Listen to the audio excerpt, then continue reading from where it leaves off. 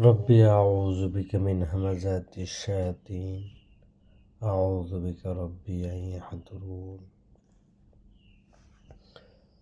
প্রতিপালক, আপনার কাছে আশ্রয় প্রার্থনা করছি শয়তানদের সমস্ত রকমের প্ররোচনা হতে। আশ্রয় প্রার্থনা করছি আপনার কাছে তাদের সমস্ত রকমের উপস্থিতি হতে। রব্বি ইশরাহ লি সদরি ওয়া ইয়াসসির লি আমরি ওয়াহলুল উকদাতাম মিন লিসানি ইয়াফকাহু কওলি। প্রতিপালক, আমার বোধকে খুলে দিন আর আমার কর্মে দিন সহজতা। দূরীভূত করুন আমার কণ্ঠের জড়তা, জিহ্বার জড়তা, যেন তারা আমার কথা বুঝতে পারে। বিসমি আল্লাহ আর রহমান আর রহিম। শুরু করছি প্রতিপালকের নামে, যিনি পরম করুণাময়, অসীম দয়ালু। তো শুরু করছি আমরা আজকে ফজরের কোরআন পাঠ। আমরা আজ পড়ব 23 নম্বর সূরার 78 নম্বর আয়াত থেকে একটি রুকু পড়ার চেষ্টা করব ইনশাআল্লাহ। আল্লাহ যদি চান তাহলে আমরা 78 নম্বর আয়াত থেকে শুরু করছি।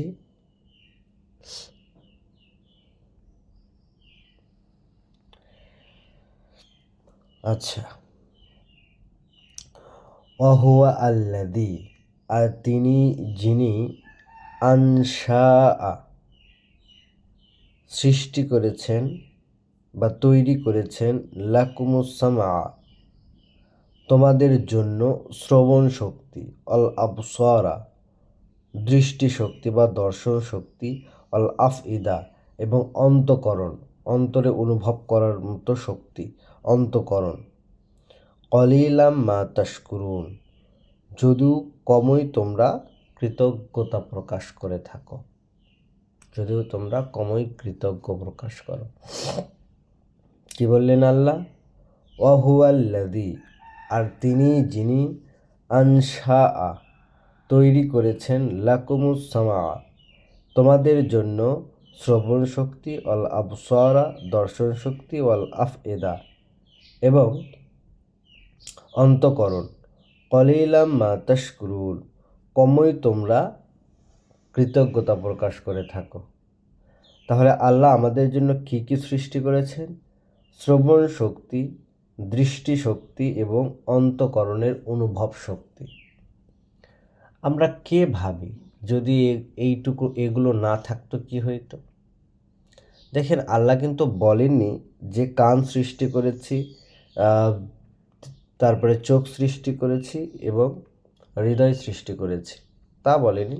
না বলে তিনি তাদের কার্যক্রমটা বললেন, অর্থাৎ কানের কাজ হচ্ছে শ্রবণ করা, অর্থাৎ শ্রবণ শক্তিকে তিনি সৃষ্টি করেছেন, সিস্টেম করে দিয়েছেন। আমরা কি কখনো এইটার জন্যে ক্রিয়েটরকে বা সৃষ্টিকর্তাকে আমরা ধন্যবাদ জানিয়েছি? বা আমরা যে আমাদের লাইফটা পেয়েছি, আমাদের জীবন পেয়েছি, আমি তো অনস্তিত্ব ছিলাম, আমার তো কোনো অস্তিত্বই ছিল না, সেখান থেকে তিনি আমাকে অস্তিত্বে এনেছেন, এই কথাটা অনুভব করে কতজন সৃষ্টিকর্তার প্রতি কৃতজ্ঞ হতে পেরেছি? বা আদৌ হয়েছি কিনা, বা আদৌ ভেবেছি কিনা? যদি আমি একান্ত সৃষ্টিই না হতাম তাহলে কি হইতো? যদি সৃষ্টিকর্তা আমাকে অনস্তিত্ব থেকে অস্তিত্বেই না আনতেন, তাহলে এই জীবনের স্বাদ, এই যে অনুভব, এগুলো তো কিছুই থাকতো না। থাকতো কি? কিন্তু আমরা ভাবি না, আমাদের কাছে প্রচুর সময় শুধু নষ্ট করার, আমাদের ভাবার সময় নেই তো। সেইটি আল্লাহ বলছেন, একদম সিম্পল কথা কিন্তু খুব গভীর। আসলেই তাই, আমরা কত কিছুই চিন্তা করি, কিন্তু এইটুকু চিন্তা আমরা করি না কখনো, যে আল্লাহ যদি আমাকে দর্শন শক্তি না দিতেন, আল্লাহ যদি আমাকে শ্রবণ শক্তি না দিতেন, আল্লাহ যদি আমার অন্তঃকরণে অনুভব শক্তি না দিতেন, কি হইতো? অনুভব করতে পারতাম সৌন্দর্য, অনুভব করতে পারতাম সাগরের বিশালতা, অনুভব করতে পারতাম প্রকৃতির প্রশান্তি। পারতাম না। ওয়াহুয়াল্লাযী, আর তিনি যিনি যারাআকুম, বিছিয়ে দিয়েছেন, ফিল আরদ, এই জমিনকে, এই জমিনকে তিনি বিছিয়ে দিয়েছেন, বা জমিনকে বিছিয়ে দিয়েছেন। ওয়া ইলাইহি তুহশারুন, আর তারই দিকে তোমাদেরকে একত্রিত করা হবে। তাহলে কি করেছেন? ওয়াহুয়াল্লাযী যারাআকুম, আর তিনি যিনি তোমাদেরকে ছড়িয়ে দিয়েছেন, ফিল আরদে, এই ভূমির মধ্যে, এই পৃথিবীতে, এই পৃথিবীতে বা এই ভূমির মধ্যে আমাদেরকে আল্লাহ ছড়িয়ে দিয়েছেন। বীজ বপন করার সময় যেরকম বীজ ছড়িয়ে দেওয়া হয়, তেমনি আল্লাহ আমাদের ছড়িয়ে দিয়েছেন। ওয়া ইলাইহি তুহশারুন, আবার একদিন তিনি সব কিছুকে তার কাছে একত্রিত করবেন। আবার একদিন সব কিছুকে তিনি তার কাছে একত্রিত করবেন। তুহশারুন, হাসর করাবেন। হাসর মানে একত্রিত করা। তাহলে এই যে আমাদেরকে তিনি ছড়িয়ে দিয়েছেন, এই ছড়িয়ে দেওয়া এই আমাদেরকে তিনি আবার একদিন একত্রিত করবেন সবাইকে। অহুয়াল্লাযী, আর তিনি যিনি উহয়ী ওয়া ইউমীতু, জীবন দান করেন এবং মৃত্যু দেন। ওয়ালাহু ইখতিলাফুল লাইল ওয়ান নাহার, আর তারই কর্তৃত্বাধীন আবর্তন রাতের আর দিনের।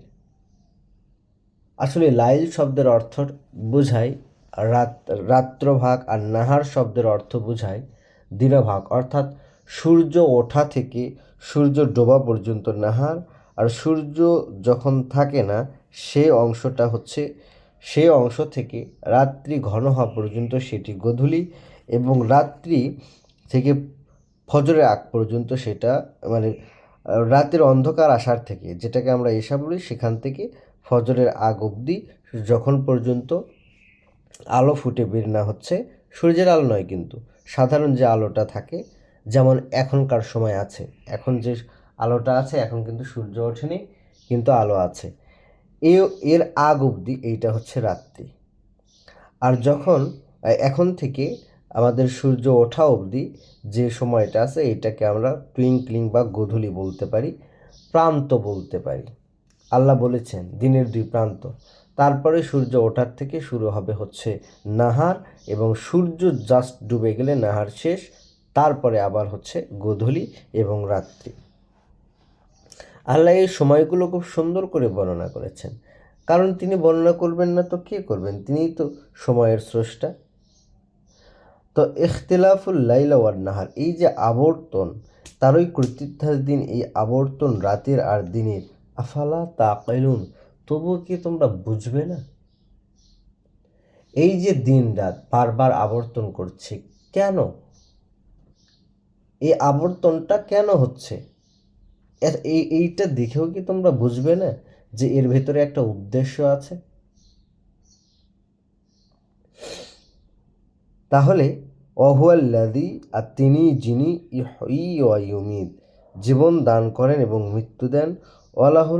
ওয়ালাহু ইখতিলাফু, আর তারই কর্তৃত্বাধীন, আর তারই কাছে রয়েছে আবর্তন, আল লাইলি ওয়ান নাহার, দিনের এবং রাতের। আফালা তাকিলুন, তবুও কি তোমরা বুঝবে না? বাল, বরং, কলু, তারা বলে, মিসলা, তেমনি, মা কালাল আউয়ালুন, যা বলেছিল পূর্ববর্তীরা। বরং তারা বলছে সেই কথাটাই যা বলেছিল পূর্ববর্তীরা, যা বলেছিল পূর্ববর্তীরা সেইটাই বলছে।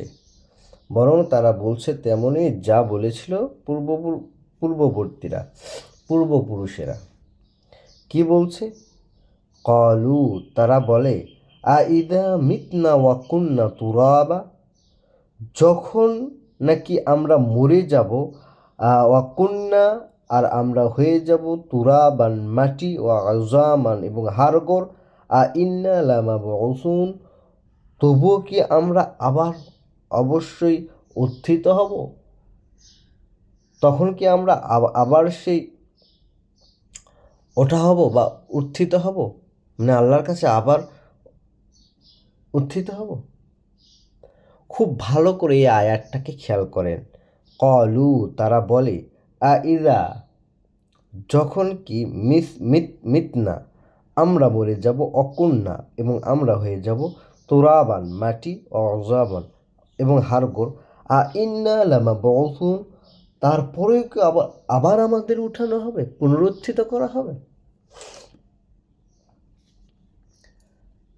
এই শ্রেণীর যে মানুষগুলো ছিল, এই শ্রেণীর মানুষ আজও আছে, যারা যে কোনো বাহানায়, মানে কারা পরকাল বিশ্বাসী, আমরা কি পড়ছি, বিশ্বাসকে উদ্ঘাটন করার চেষ্টা করছি, কিতাবের বিশ্বাস কি, কিতাবের কাফের কি। তো সেখানে আমরা দেখতে পাবো যে কাফের হচ্ছে সেই যে পরকালকে অস্বীকার করে। এই কাফের আল্লাহকে অস্বীকার করে না, এই কাফের আল্লাহর ল অ্যান্ড অর্ডারকে অস্বীকার করে না, বরং তারা বেশি ইবাদত করে, উল্টো কথা। কিন্তু তাদের মধ্যে প্রবলেমটা হচ্ছে যে তারা পরকাল অস্বীকার করে। মানে মানুষ যে মরে আবার আল্লাহর সামনে দাঁড়াবে একদিন জীবিত হয়ে, ওই বিষয়টাকে তারা ইনিয়ে বিনিয়ে অস্বীকার করে। কারণ এই যে আমরা মরে গেলাম, আবার মাটি হয়ে যাব, হাড়গোড় হয়ে যাব, আবার আমরা দাঁড়াবো, এইটা কেমনে সম্ভব? সুতরাং পরকাল বলে যা আছে তা আসলে তেমন কিছু না, ওইটা আসলে অন্তরের প্রশান্তির কথাই বলা হয়েছে। তো একটু বলে নেই এখানে একটা কথা, এই শ্রেণীর মানুষ আজও আছে, এইটাকে বলে সুফিবাদ। তারা পরকালের যে বিষয়গুলো, সেই বিষয়গুলোকে এতটাই হালকা করে নেয় যে তারা এইটাকে রূপকভাবে ব্যাখ্যা করার চেষ্টা করে, ভয়ঙ্কর তারা। সুতরাং ইনিয়ে বিনিয়ে যারা পরকাল অস্বীকার করে এবং পরকালকে খুবই খাটো করে দেখে, আল্লাহর সামনে যে দাঁড়াতে হবে এর ভিন্ন একটা মানে করে, তারাই আসলে পরকাল অস্বীকারী, তারাই প্রকৃত অর্থে কাফের। এবং এরা কিন্তু কিতাবের পাঠক, তারা কিন্তু কিতাব পড়ে, বুঝবেন ভালো করে, তারা কিন্তু কিতাব পড়ে। এদের মধ্যে সুফিবাদটা একদম শিকড় গেড়ে বসেছে। এই সুফিবাদ খুবই ভয়ঙ্কর, ওপরে দেখতে যতটুকু ভালো লাগে এর ভেতরটা ততটাই বেশি নড়বড়ে আর ততটাই ভয়ঙ্কর। এইটা আবার সেকুলার হিসেবে মডার্ন আধুনিক কিছু মানুষের মধ্যে এই মতবাদটা ঢুকে গেছে। তারা কিতাবের শুধু রূপক অনুবাদ করে। তাদের কাছে নিয়ে যাবেন যে আনাম গবাদি পশু, আর আনাম একটা হচ্ছে অনুগ্রহ, এই দুইটাকে তারা মিক্স করে তারা বলে কি যে আনাম মানে অসীম অনুগ্রহ। কোনো কিতাবে কোনো গবাদি পশুর কথা নেই, তাদের কাছে তালাক নেই, তাদের কাছে মানে বিয়ে নাই, তাদের কাছে কোনো মানে এইগুলো নেই। তাহলে কি যে আছে তারাই জানে ভালো যে কিতাবে কি আছে। তো বিয়েই যদি না থাকে, তাহলে সৃষ্টিকর্তা যদি বিয়ের বিধানই না দেন, তালাকের বিধানই না দেন, ওই বই দিয়ে আমি কি করব? তাহলে এগুলো সম্পর্কে স্রষ্টা আমাদেরকে জানাবেন না? তাদের কাছে সব রূপক, তাদের কাছে হজ রূপক, তাদের কাছে সিয়াম রূপক, সব তাদের কাছে রূপক, কোনো বাস্তবতা নেই তাদের। তো এই শ্রেণীর মানুষগুলো ভয়ঙ্কর, এবং এই শ্রেণীর মানুষগুলো কিন্তু আল্লাহকে আমরা দেখব, আয়াতেই দেখব, আমরা আয়াত পড়ে যাই, ঠিক বুঝতে পারবে যে এরা আল্লাহকে অস্বীকার করে না, বরং আল্লাহকে আল্লাহই বলে। তাহলে এদের প্রবলেমটা এই অংশটাকে আপনারা ফাইন্ড আউট করেন, যে তারা বলে, এবং এই সিমটম যাদের মধ্যে পাবেন এখন বুঝবেন এরা সেই ক্যাটাগরির মানুষ। সেইটা ইনিয়ে বিনিয়ে বলুক বা যুক্তির তর্কের মাধ্যমে বলুক, যেভাবেই বলুক, তারা এইটাই বুঝাতে যায় যে এই মানুষ মরে গেলে আবার একে উঠানো অসম্ভব, বা যদি ওঠেও তাহলে একটা জীবন টেবন পাবে। কিন্তু এই আহামরি প্রসেসের মধ্য দিয়ে যাওয়া, সৃষ্টিকর্তার সামনে দাঁড়ানো, জবাবদিহিতা, এইগুলো তেমন একটা কিছু না।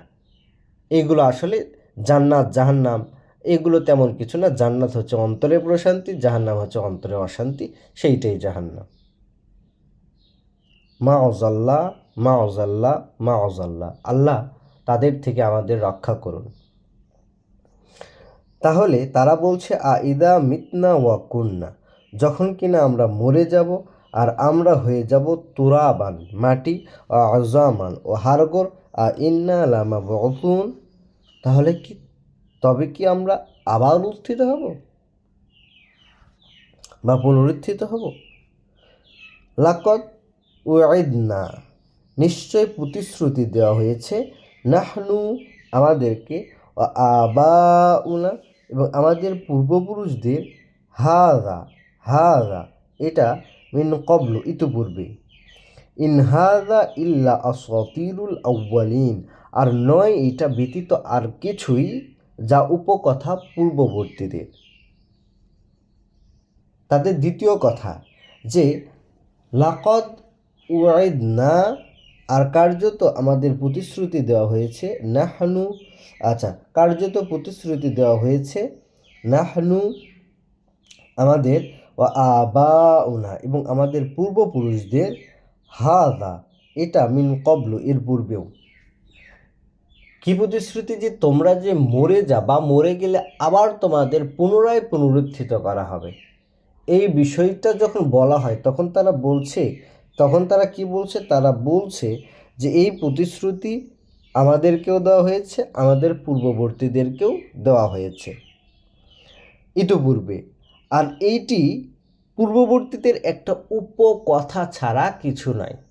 এটা একটা অবাস্তব কথা, এটা একটা অবান্তর কথা।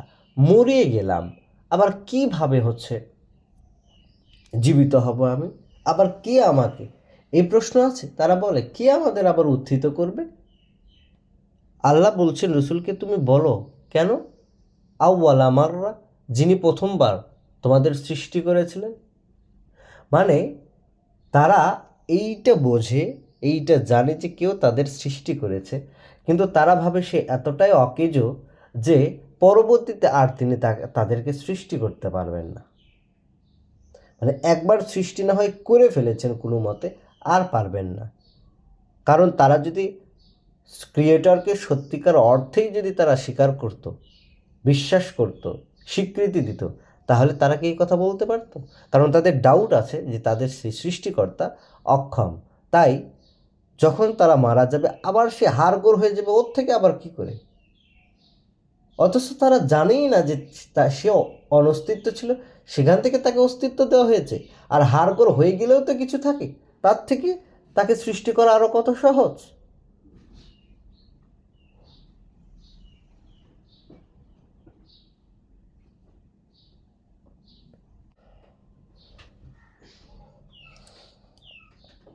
তাহলে কি হলো ব্যাপারটা? আল্লাহ বলছে যে কুল, বলো, লিমানিল আরদা, কার জন্য, কার মালিকানায় এই পৃথিবী, অমান ফিহা, ও যা কিছু আছে তার মধ্যে, ইন কুনতুম তা'লামুন, যদি তোমরা আদৌ জেনেই থাকো। আল্লাহ বলছেন ওদের বলো যে এই পৃথিবীতে যা কিছু, এই পৃথিবীর মধ্যে যা কিছু আছে তা কার কর্তৃত্বে, অমান ফিহা, এবং এই পৃথিবীর মধ্যে যা কিছু আছে, ইন কুনতুম তা'লামুন, যদি তারা আদৌ জেনে থাকে। দেখেন তারা কি বলছে। আল্লাহ বলছে সায়াকুলুনা লিল্লাহ, তারা তো সঙ্গে সঙ্গে বলবে কেন আল্লাহ। স্বীকৃতি তারাই দিচ্ছে। যদি তাদের বলা হয় এই পৃথিবীর মধ্যে যা কিছু আছে এগুলো কার কর্তৃত্বাধীন, তারা বলবে কেন আল্লাহ। সায়াকুলুনা লিল্লাহ, তারা দ্রুতই বলবে, অচিরেই বলবে, তারা শীঘ্রই বলবে কেন আল্লাহ।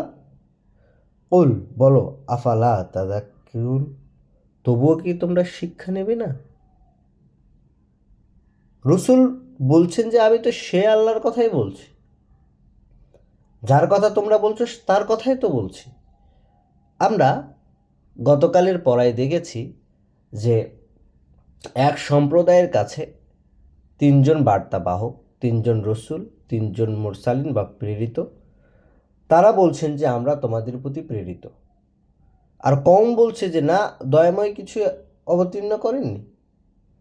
আবার তার মধ্যে থেকেই দেখা গেল যে সেই সম্প্রদায়ের মধ্যে একজন সাধারণ ব্যক্তি দৌড়ে এসে বললেন যে, হে আমার জাতি, আত্তাবিউল মুরসালিন, তোমরা অবশ্যই কি করো, অনুসরণ করো বার্তাবাহকদের, প্রেরিতদের, লা ইয়াসআলুকুম আজরান অহুম মুহতাদুন, আর অনুসরণ করো তাদের যারা কোনো বিনিময় চায় না আর তারাই সঠিক পরিচালনায় আছে। তাইলে তারাও বলছে রহমান, যেই ব্যক্তিটা বিশ্বাসী সেও বলছে রহমান, অবিশ্বাসীরাও বলছে রহমান। অবিশ্বাসীরা বলছে যে মা আনজালা রহমান মিন শাই, দয়াময় কোনো কিছুই অবতীর্ণ করেননি। আর উল্টো দিকে বিশ্বাসী ব্যক্তিটি বলছে যে যদি তিনি আমাকে অনস্তিত্ব থেকে অস্তিত্বে না আনতেন তাহলে কি হয়েছে আমার যে তার দাসত্ব আমি করব না। মানে ব্যাপারটা হচ্ছে, বিশ্বাসী যারা তারাও যেমন আল্লাহকে বিশ্বাস করে, অবিশ্বাসী যারা তারাও আল্লাহকে বিশ্বাস করে। ব্যাপারটা কোথায়? ব্যাপারটা হচ্ছে তারা আল্লাহর পক্ষ থেকে অবতীর্ণ কোনো গাইড, অবতীর্ণ কোনো দিক নির্দেশনা, এইটাকে তারা হচ্ছে মূল্যায়ন করে না। কারণ তাদের যুক্তি হচ্ছে, যে এই কথাটা বলবে সে তো আমাদের মতোই মানুষ, তাহলে তাকে কেমনে ট্রাস্ট করা যায়। তো তাদের আল্লাহ বলছেন যে বলো তাদের যে এই পৃথিবীর মধ্যে যা কিছু আছে, এই জমিনের মধ্যে যা কিছু আছে তা কার? সায়াকুলুনা লিল্লাহ, তারা দ্রুতই বলবে বা শীঘ্রই বলবে যে কেন আল্লাহ। তো বলছে তাহলে তোমরা এটার থেকে শিক্ষা নেবে না? যদি এই জমিনের সব কিছু আল্লাহরই হয় তাহলে তুমি কার? জমিনের মধ্যে তো তুমিও আছো, তাহলে তুমিও তো আল্লাহ।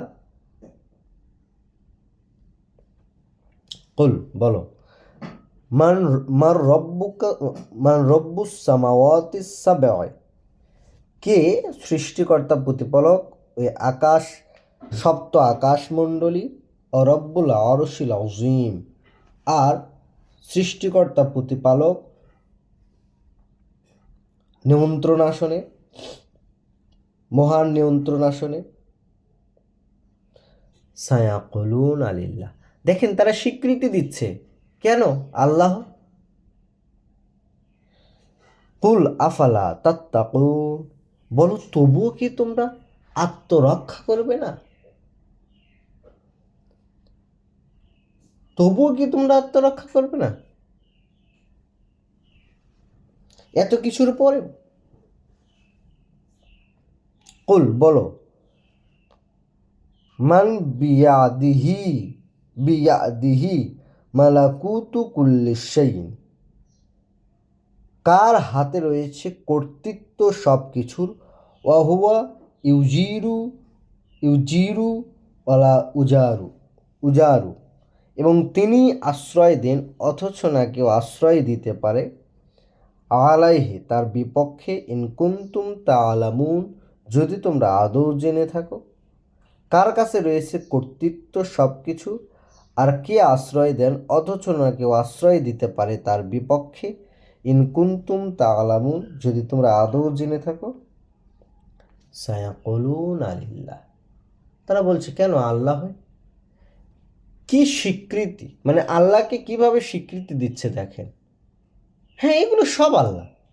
তাহলে যদি এই পৃথিবীর মধ্যে বা সপ্ত আকাশমণ্ডলীর মধ্যে সব কিছু তার হয়ে থাকে, তিনি যে কথাটা বলছেন, বার্তাবাহক যে কথাটা বলছেন, এইটাও তো তার পক্ষ থেকে আসা কথায়, তাহলে সেইটা কেন তারা আমলে নিচ্ছে না? প্রশ্ন হয়ে যায়। কিন্তু তাদের রোগটা অন্য। সায়াকুলুনা লিল্লাহ, তারা বলবে না কেন আল্লাহ হয়। কুল ফা আন্না তুহশারুন, আল্লাহ বলছেন তাহলে সব কিছু যদি আল্লাহর হয় তাহলে তোমরা কোথায় ধোকাটা খাচ্ছ, কোথায় তোমরা প্রতারিত হচ্ছ? এইটাই হক, হাক্কু মির রব্বিহিম, এইটাই প্রকৃত সত্য। তাহলে তোমরা কোথায় ধোকা খাচ্ছ? তোমরা ধোকা খাচ্ছ বিভিন্ন মতবাদে, তোমরা ধোকা খাচ্ছ বিভিন্ন মানুষের কাছে গিয়ে। দেখুন, আল্লাহর কথা সরাসরি বললে মানুষের পছন্দ হয় না, অথচ আল্লাহর নামে কেউ যখন বলে ঠিকই আরেকজনকে সে বিশ্বাস করে। যখন একজন বলছে যে আমি বার্তাবাহক আল্লাহর, তাকে বিশ্বাস করছে না, প্রশ্ন তুলছে, অথচ ওই মানুষটাই কিন্তু আরেকজনকে বিশ্বাস করে যে সে আল্লাহর একজন প্রিয় পাত্র, তার কাছে গিয়ে ধর্ণা দেয়, কত কিছু করে। কোনটা সত্য আর কোনটা মিথ্যা এইটুকু বোধ যদি কোনো মানুষের না থাকে, থাকবে কোত্থেকে? চাইতে তো হবে সৃষ্টিকর্তার কাছে, তাই না? তাহলেই তো তিনি আমাদেরকে সেই বোধটা দেবেন, ফোরকান দেবেন, যেটা দ্বারা আমি নির্ণয় করতে পারি কোনটা ঠিক আর কোনটা ভুল।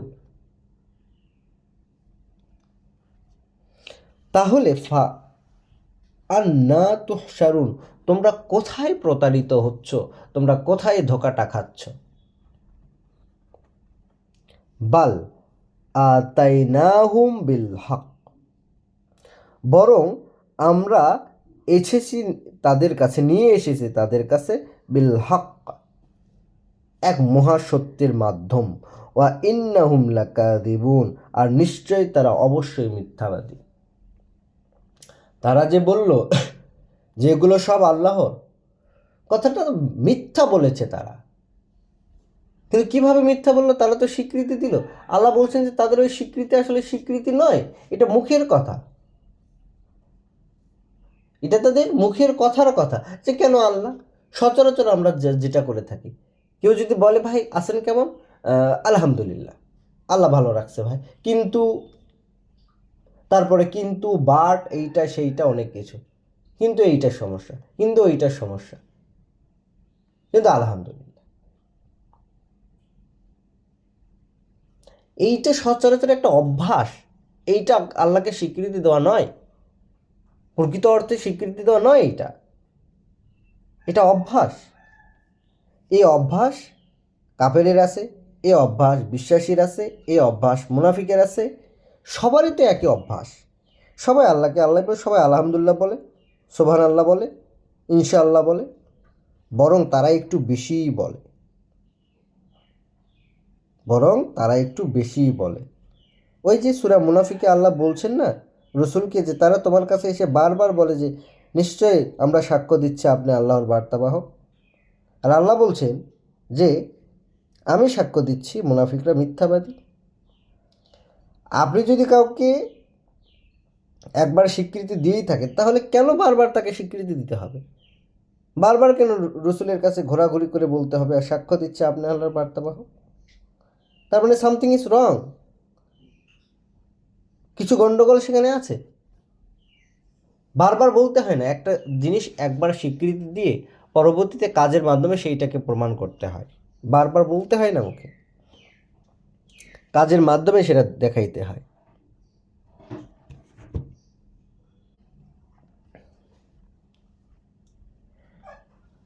মা আত্তাখাযাল্লাহ, তাহলে তারা মিথ্যা বলেছে, না গ্রহণ করেছে আল্লাহ মিম অলাদিন, কোনো প্রিয় পাত্র। এই যে দেখেন, আল্লাহ এবার তাদের প্রকৃত রোগটা ধরলেন। কি বলছেন? মা মাত্তাখাযাল্লাহ, মা আত্তাখাযাল্লাহ, না গ্রহণ করেছেন আল্লাহ মিন ওয়ালাদিন, কোনো সন্তান। তা আমি এখানে সন্তান বলবো না, নিজের দায় নিয়েই বলছি। এখানে ওয়ালাদন শব্দের অর্থ প্রিয় পাত্র। আবার বলছি, এখানে ওয়ালাদন শব্দটার অর্থ প্রিয় পাত্র। আবার বলছি, এখানে ওয়ালাদন শব্দের অর্থ প্রিয় পাত্র। পৃথিবীতে এমন কেউ নেই যে আল্লাহর সন্তান আছে এটা বিশ্বাস করে বা স্বীকৃতি দেয়, বরং আল্লাহর অনেক প্রিয় পাত্র আছে। এইটাকে অহরহ ভুরি ভুরি স্বীকৃতি দেওয়ার মানুষ আমাদের আশেপাশে আছে, এবং আমরা নিজেরাও অনেক সময় তার মধ্যে পড়ে যেতে পারি। অমুকের সাথে আল্লাহর কানেকশন আছে, তুমুকের সাথে আল্লাহর কানেকশন আছে। আরে ভাই, আল্লাহ তো আপনার সাথে কানেকশনটা তৈরি করতে চায়, আপনি যান না তার কাছে, তিনি তো উন্মুক্ত। অমুকের দ্বারা তুমুকের দ্বারা কেন? নিজে আপনি যাইতে পারেন না, নিজে চাইতে পারেন না? আপনার জবান তো আল্লাহ বন্ধ করে দেননি। তাহলে তাদের রোগটা কি দেখেন, কি রোগ তাদের? মা আত্তাখাযাল্লাহ, না গ্রহণ করেছেন আল্লাহ মিন ওয়ালাদিন কোনো প্রিয় পাত্র, অমা কানা মাহু আর না আছে তার সাথে মিন ইলাহিন অন্য কোনো মান্য, ইদা লা যাহাবা যদি হতো তাহলে নিয়ে যেত কুল্লু ইলাহি প্রত্যেক ইলা বিমা ওইসব বিষয়ে যা কিছু খলাকা সে সৃষ্টি করেছে, ওয়াল্লা আল্লাহ এবং প্রাধান্য বিস্তার করত বাদহুম আলা বাদিন একে অপরের ওপর, সুবহানাল্লাহ মহা পবিত্র আল্লাহ, আম্মা ইয়াসিফুন তারা যা মিথ্যা রচনা করে তার থেকে। দেখেছেন তাদের ভেতরে রোগটা, কি রোগ তাদের। এরা কিন্তু বিশ্বাসী মানুষ, আল্লাহকে বিশ্বাস করে। প্রবলেম কি, এরা যখন কেউ বলে যে আমি আল্লাহর বার্তাবাহক, আমি বার্তা পড়িয়ে শোনাচ্ছি এটা সৃষ্টিকর্তার পক্ষ থেকে, তখন তারা সেইটাকে অস্বীকার করে, সেইটাকে প্রত্যাখ্যান করে, আমলে নেয় না। কিন্তু তারা কি করে, অসংখ্য ইলা ধরেছে। দেখেন, না যদি তারা ইলা ধরতো, আল্লাহ তো এই কথা বলতেন না যে না আল্লাহ গ্রহণ করেছেন তার সাথে কোনো প্রিয় পাত্র, আর না আছে তার সাথে অন্য কোনো মান্য, বলতেন এই কথা। কারণ প্রশ্নটা উঠেছে, যার কারণে আল্লাহ উত্তরটা দিচ্ছেন। তাহলে কি বলছেন আল্লাহ, দেখেন কি সুন্দর যুক্তি দিয়েছেন। এর পরেও যদি আপনি না বোঝেন, এর পরেও যদি আপনাকে না বোঝানো যায়, তো আমার তো সেই ক্ষমতা নেই ভাই। কারণ এই ভার্সটা হচ্ছে এই বিশ্বজগতের ক্রিয়েটারের। তিনি যদি আপনাকে এই সুন্দর উদাহরণের মাধ্যমে বুঝাইতে না পারেন, আমি অক্ষম যে আমি আপনাকে বুঝাইতে পারবো। কারণ সৃষ্টিকর্তার ভার্স থেকে তো আর আমার ভার্স মহান হইতে পারে না। কি সুন্দর কথা, কি সুন্দর উদাহরণ, কি সুন্দর বুঝ। মা আত্তাখাযাল্লাহ না গ্রহণ করেছেন আল্লাহ মিন ওয়ালাদিন কোনো রকমের কোনো প্রিয় পাত্র, অমুক তুমুক সুমুক এগুলো কোনো কিছু নেই আল্লাহর কাছে। রাসূলদের তিনি ছাড়েননি, বার্তা এদিক সেদিক করলে ডাবল শাস্তি তাদের। রাসূলদের শাস্তি ডাবল একজন সাধারণ মানুষের থেকে। শুনে রাখেন আপনারা, আয়াত আছে, আয়াত দিব। রাসূল ভুল করলে ডাবল শাস্তি, ডাবল। উদাহরণ হচ্ছে সালামুন আলা ইউনুস, আল্লাহর একটু অবাধ্য হয়েছিলেন, একদম জাতা পেশা করেছেন আল্লাহ তাকে। একমাত্র রসুল যার জাতি শাস্তি পায়নি, কিন্তু তিনি পেয়েছেন। আর প্রতিটা রাসূলের জাতি পেয়েছে শাস্তি, রাসূলকে উদ্ধার করা হয়েছে। ব্যতিক্রম সালামুন আলা ইউনুস, কওম বেঁচে গিয়েছে আর তিনি জাতা খেয়েছেন। একটা অর্ডার আল্লাহর ভায়োলেট করেছিলেন। এখানে আল্লাহর কাছে কে বার্তাবাহক আর কে সাধারণ মানুষ গণ্য করেন না তিনি। সূরা কাহাফে সাধারণ একজন মানুষের কথা বলা আছে, যার কাছে থেকে সালামুন আলা মুসা ধৈর্যের শিক্ষাটা নিতে পারেনি, বরং ফেল করেছেন একদম ফার্স্ট ডিভিশনে। পড়েছেন না আপনারা? তাহলে কি বলছেন আল্লাহ, মা আত্তাখাযাল্লাহ না গ্রহণ করেছেন আল্লাহ, না গ্রহণ করে নিয়েছেন আল্লাহ মিন ওয়ালাদিন কোনো রকমের কোনো প্রিয় পাত্র, অমা কানা মাহু আর না আছে তার সাথে মিন ইলাহিন কোনো রকমের আর কোনো উপাস্য, আর কোনো মান্য, তার সাথে আর কোনো মান্য নাই। থাকলে কি হইতো, ইদা জাহাবা কুল্লু ইলাহিন বিমা খলাকা প্রত্যেক ইলা তারটা নিয়ে চলে যাইতো না যা সে সৃষ্টি করেছে। ধরেন আপনি দুইজন মিলে একটা ব্যবসা প্রতিষ্ঠান দিলেন, তাহলে সেখানে ইনভেস্ট দুইজনারই আছে, সমান সমান হইতে পারে, অসমান সমান হইতে পারে, কারো 30%, কারো 70%। যদি আপনাদের মধ্যে বনিবনা না হয়, তাহলে আপনারা কি সেইটা নিয়ে যাবেন না, যার যতটুকু অংশ, বা আমি নিয়ে যাব না? তাহলে যদি আল্লাহর সাথে আর কোনো ইলা থাকতো, আর কোনো মান্য থাকতো, আল্লাহ বলছেন তাহলে সেই মান্য তো নিয়ে যেত তার সৃষ্টিটা, সে যা সৃষ্টি করেছে সেটা নিতে সে পৃথক হয়ে যাইত, গণ্ডগোল হইতো, মাসে বছরে ইলাতে ইলাতে গণ্ডগোল। আর কি হইতো, ও আল্লাহ আল্লাহ বাদহুম আলা বাদ একজন আরেকজনের উপর প্রভাব বিস্তার করার চেষ্টা করতো। আহা, এই উদাহরণও যদি আপনারা না বোঝেন, ভাই আমি অক্ষম। একটা শিশু পাঠের মতো বোঝা যায় এইটা, একটা বাচ্চা বুঝতে পারে এই কথা, যে যদি একাধিক ইলা থাকতো একজন আরেকজনের উপর প্রভাব বিস্তার করতো না? এক জায়গায় অনেকগুলো অংশী থাকলে হয় না, একজন আরেকজনের উপর প্রভাব বিস্তার করে না?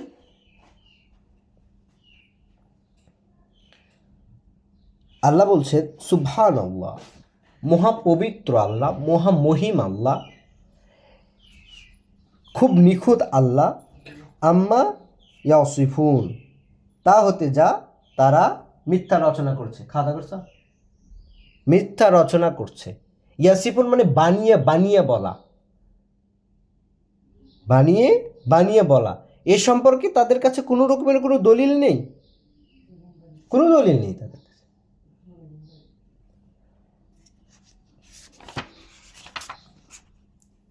দেখেন, এই 23 নম্বর সূরা, সূরা মুমিনুন এর 117 নাম্বার, 118টা আয়াত আছে এখানে। 117 নম্বর আয়াতে আল্লাহ বলছেন ওমান ইয়াদু মাউল্লাহি ইলাহান আখার, আর যে ডাকে আল্লাহর সাথে আর অন্য কোনো মান্য, লা বুরহানান লাহু বিহি, নেই তার কাছে কোনো দলিল সে সম্পর্কে, ফা ইন্নামা হিসাবুহু, তাহলে তার হিসাব আংদা রব্বিহি, তার সৃষ্টিকর্তা প্রতিপালকের কাছেই রয়েছে। ইন্নাহুলা ইফলুহুল কাফিরিন, আর না, সফল কাম হয় অবশ্যই তারা যারা প্রত্যাখ্যান করে, প্রত্যাখ্যানকারীরা বা প্রত্যাখ্যানকারীরা। কাফের মানে প্রত্যাখ্যানকারী, যে প্রত্যাখ্যান করেছে আল্লাহকে, প্রত্যাখ্যান করেছে আল্লাহর বাণী ও বার্তাকে, কিন্তু আল্লাহকে অস্বীকার করে না। বারবার করে এই কথাটা আপনারা স্মরণে আনার চেষ্টা করেন। কাফের আল্লাহকে অস্বীকার করে না, অবিশ্বাস করে না, আল্লাহকে প্রত্যাখ্যান করে। কারণ আল্লাহর বাণী ও বার্তাকে তারা প্রত্যাখ্যান করে, যার অর্থ হলো আল্লাহকে প্রত্যাখ্যান করা, কিন্তু তারা আল্লাহকে অবিশ্বাস করে না। কি বলবো, যে আয়াতটা 91 নম্বর আয়াতটা, মানে এতবার পড়তে ইচ্ছা করে যে এত সুন্দর উদাহরণ, এত সুন্দর উপমা, আর এত বোধগম্য উপমা মানুষের মাথায় ঢোকে না কেন? প্রথম কথা ভাই, আল্লাহর যদি প্রিয় পাত্র থাকতো, আল্লাহ কোনো প্রিয় পাত্র গ্রহণ করেননি, আর না আছে তার সাথে আর অন্য কোনো মান্য বা আর অন্য কোনো ইলা। অনেকগুলো দেবতা নেই, একজনই, অন্যান্য ধর্মের মতো। ব্যাপারটা হচ্ছে ওই ধর্মগুলো মানুষ সৃষ্টি করেছে, তো তাই একাধিক দেবতা। আসলে প্রকৃত ধর্মে একটাই দেবতা, একটাই ঈশ্বর। সে আপনি হিন্দু ধর্মে যান, যে কোনো ধর্মেই যান, কিন্তু মানুষ বানিয়েছে এগুলো তাদের মন মতো, হাজারে হাজারে, কোটিতে কোটিতে। আর এখানে দেখেন কি বলছেন, কি যুক্তি, যে যদি একাধিক ইলা থাকতো তাহলে তারা তো তাদের সৃষ্টি নিয়ে ভেঙে যাইতো, সৃষ্টিগুলো নিয়ে আলাদা হয়ে যাইতো একটা সময়, যে না এখন তোমার সাথে আর থাকবো না, আমার বনি মনে হচ্ছে না, আমার সৃষ্টিগুলো নিয়ে আমি আলাদা করে যাব, আলাদা হয়ে যাব, আলাদা একটা মহাবিশ্বে আমি তৈরি করে ফেলব। আর একজন আরেকজনের উপর প্রভাব বিস্তার করতো। দেখেন বাস্তব উদাহরণ দেখেন, আমরা তা করি কিনা, আমাদের সব কিছু অংশীদারিত্ব হয় না এইটা? তো আল্লাহর সাথে যদি অন্য কেউ থাকতো তাহলে তো তাই হইতো। তাহলে আমরা কোন সাহসে, কোন দলিলে আল্লাহ ছাড়া অন্য কারো কাছে প্রার্থনা করছি, আল্লাহ ছাড়াও আর অন্য কাউকে মানছি? এই যে আপনারা শুনছেন ভার্স, এইটা কি আমি? এই ভার্স কি আমি? আপনারা মানবেন এই ভার্স আমি, আমাকে নয়, কারণ ভার্সের মাধ্যমে আমি একটা মাইক, একটা সাউন্ড বক্স, একটা মাধ্যম।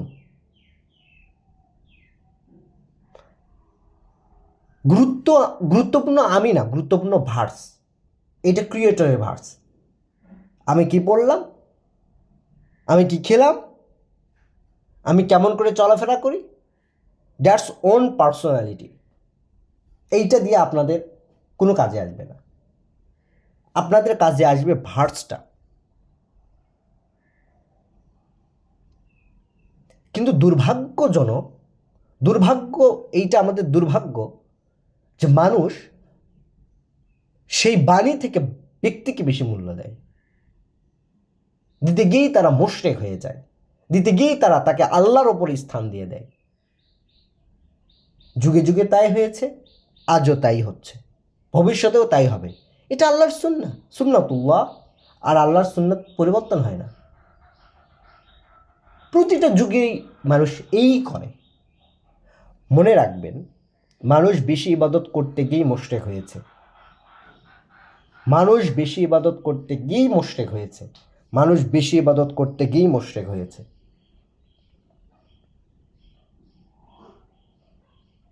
আমি একটা জিনিস করছি যেটা আমার ক্রিয়েটরের কাছে আমাকে জবাবদিহি করতে হবে। আমি তার দলিল নিব না যে এইটা করছি, কোথায় আছে দেখাও। হাতু বুরহানাকুম ইন কুনতুম তা'লামুন, ইন কুনতুম সাদিকিন। আল্লাহ বলেছেন, আল্লাহ বুঝিয়েছেন বাকারা 111, যে যদি কোনো কেউ ধর্মীয় বিষয়ে কোনো কথা বলে, সঙ্গে সঙ্গে আপনি বলেন প্রমাণ দাও। হাতু বুরহানাকুম ইন কুনতুম তা'লামুন ইন কুনতুম সাদিকিন। যদি তুমি আসলেই তোমার কথায় সত্যবাদী হয়ে থাকো, প্রমাণ পেশ করো। তো প্রমাণ কি? আপনি নিজে স্বীকৃতি দিচ্ছেন যে এই কিতাব সর্বোচ্চ অথরিটি স্বয়ং সৃষ্টিকর্তার পক্ষ থেকে আসা, আর আপনি অন্য একটা বই দিয়ে জীবনযাপন করছেন। আপনার কি একটু দিলে ভয় হয় না? ইচ্ছাও জাগে না যে এই বইটাতে কি আছে একবার দেখে নিন? সর্বোচ্চ অথরিটির এই বইটা তো আপনি কখনো খুলেই দেখলেন না, অন্য একটা ভাষায় তাকে জ্ঞানর করে পড়ে গেলেন। কি লজ্জা! না বুঝলেন। অথচ আল্লাহ কি বলেছেন? নিসাতে কি বলেছেন? নিসার 43 নম্বর আয়াতে, ইয়া আইয়ুহাল্লাযীনা আমানু, ওহে হে যারা বিশ্বাস এনেছ, লা তাকরাবু আসসালাহ, তোমরা সংযোগের নিকটবর্তীও হইও না, ও আনতুম সুকারা, এমত অবস্থায় যে তোমরা নেশাগ্রস্ত আছো, তোমরা দিশেহারা আছো। এই অবস্থায় কেমন দিশেহারা? হাত্তা তা'লামুনা মা লা তাকুলুন, যতক্ষণ পর্যন্ত না তোমরা জানতে পারো তোমরা কি বলছো। That's point. সালাতের শর্তটা হচ্ছে আপনি কি বলছেন সেইটা আপনি জানেন কি না। যদিও এখানে অনুবাদকরা অনুবাদ করে যে যা বলছো তা বুঝছো কি না। বোঝা নয়, জানা, যে এইটা বলছি এইটা আমি জেনে বলছি কি না। এই অবধি যদি আপনার মেন্টালিটি না আসে, নো, লা তাকরাবু আসসালাহ, নিকটবর্তীও হওয়া যাবে না নির্দেশ ক্রিয়েটারের। কারণ সংযোগ কোনো ফাজলামোর জায়গা নয়। ক্রিয়েটরের সাথে সংযোগ কোনো ফাজলামো নয় যা আপনি এখানে যা ইচ্ছা তাই করবেন। এখানে একটা দায়িত্ব আছে, এখানে একটা বাধ্যবাধকতা আছে। যা আপনি বলছেন তা যেন আপনি জানেন যে আমি এটা জেনে বলছি, আমি বুঝিয়ে বলছি। দায় আছে। আপনি অন্য একটা ভাষায় জ্ঞানকে পড়ে গেলেন, তার কোনো মিনিং নাই। 50 বছর আপনি নামাজ পড়েছেন, আপনি একটা রুকু পর্যন্ত আজ পর্যন্ত আপনি অনুবাদ পারেন না, তার মানে বৃথা সব। জীবনটা খেসারতে গেছে আপনার। আপনার তো 50 বছরে এমন অবস্থায় দাঁড়ানোর কথা যে আপনাকে যদি কোনো একটা বিষয় জিজ্ঞেস করা হয়, সঙ্গে সঙ্গে আপনার সেইটা বলে দেওয়া উচিত। এখানে তালাকের বিধান কি, বিবাহর বিধান কি, সম্পদ বন্টন নীতির বিধান কি, একজনের বাসায় ঢুকতে গেলে কি কি বিষয় মাথায় রাখতে হবে, কখন প্রাপ্ত বয়স্করা ঘরে আসতে পারবে না, এগুলো তো আপনার ঠোঁটের আগে আসার কথা 50 বছর যদি আপনি প্র্যাকটিস করেন।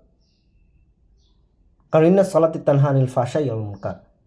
কিন্তু আমার ক্ষেত্রে তো সেটা হয় না, কারণ আমরা ভুল প্র্যাকটিস করছি, আর না হয় ক্রিয়েটার ভুল বলছে, দুইটার একটা। তা আল্লাহ তো ভুল বলতে পারেন না।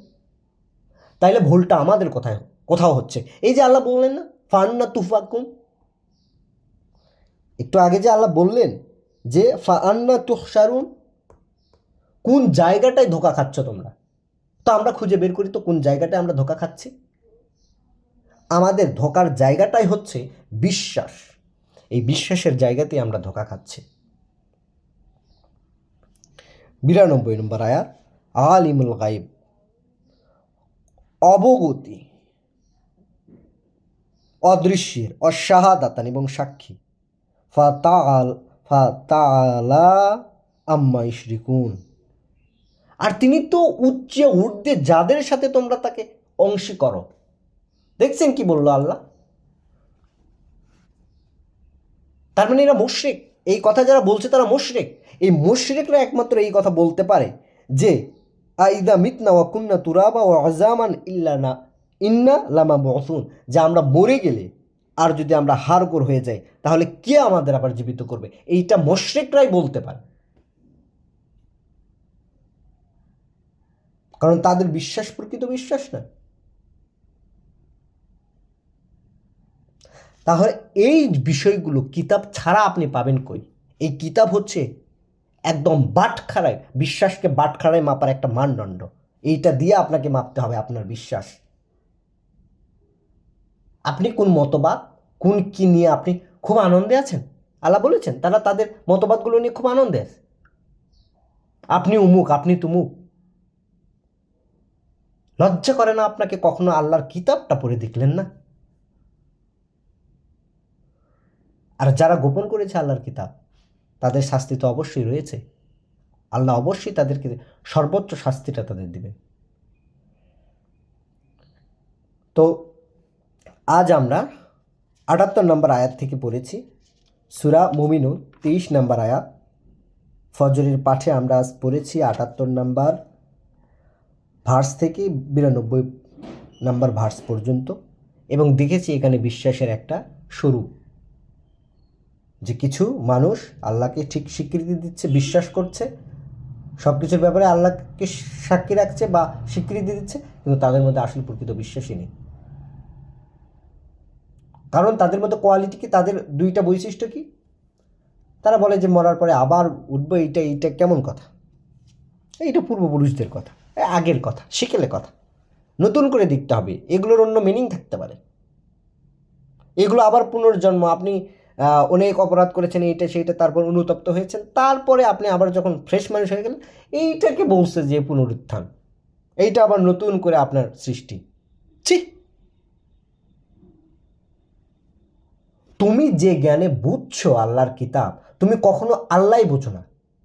কারণ যে আল্লাহ থেকে বুঝটা নেয় সে আগে শয়তান থেকে আশ্রয় প্রার্থনা করে। তুমি তো কখনো শয়তান থেকে আশ্রয় প্রার্থনাই করো না। আর করো না বলেই তো শয়তান তোমার মধ্যে ওহী করে ফেলে। সেটা টের পাও তুমি? পাবে কি করে? কারণ সেই নিরাপত্তা বলাই তো তুমি বোঝোই না। আল্লাহ রক্ষা করুন। আল্লাহ বলেছেন 7:176 যে আমরা একজনের উপমা দিয়েছেন, তাকে আল্লাহ বলছেন যে আমরা আয়াত দিয়েছিলাম, তাকে এই আয়াত তাকে সুউচ্চ করত, কিন্তু সে পৃথিবীতে আকৃষ্ট হয়ে পড়লো, অমরত্ব চাইল।